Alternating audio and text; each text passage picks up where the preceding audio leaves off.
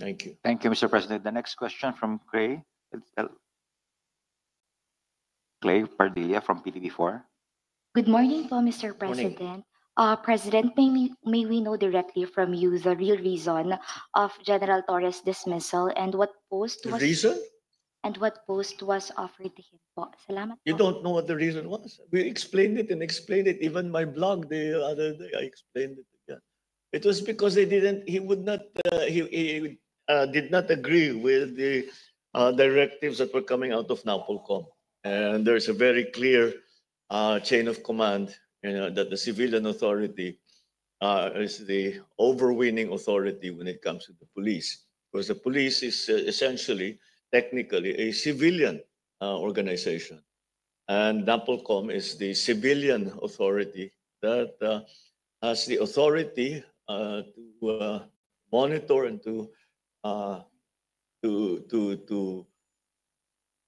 it has powers, very specific powers in terms of the appointments, and that's where they disagreed.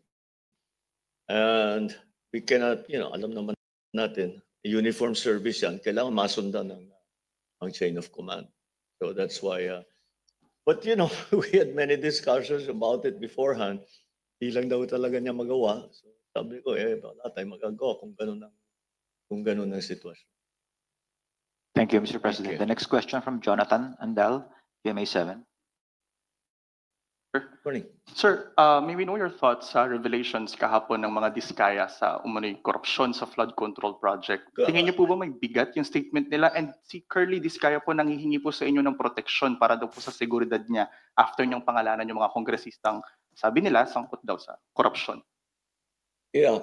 Can I correct that? These are not revelations. They are allegations. That's a very different. Allegations and revelations are extremely different. So we will examine all the allegations that have been made. Ang lumalabas talaga dito, mula nung nasimulaan itong investigasyon at lahat niyan, ay patagal na talaga. Kaya ang lalim na ang lalim na nung kumbaga sa amag at napakalalim na sa sistema. It's the system of this kind of corruption has been institutionalized. And if you look at the allegations that have been made, nagsimula sa 2003 pa ito. So this has been going for 21 years. And that is why it's so deeply seated within the system. And that's why it's going to be a very kailangan masalimuot at detalyado ang ating magiging investigasyon at para matignan. And yan ang magiging trabaho ngayon ng ating independent commission. So all of these allegations will be examined, and that's the job of the independent commission, which by the time we get back, before the end of the week, it will be organized. Thank you. And the personalities who are going to be part of the independent commission will also be named already. We will also decide on the powers. We already have a very good idea of what the powers and authorities will be granted to the independent commission. So that's their job. And we have made very sure that they are in fact independent, truly independent. So walang politiko dyan, walang puro investigador, abogado para mga it's a technical exercise.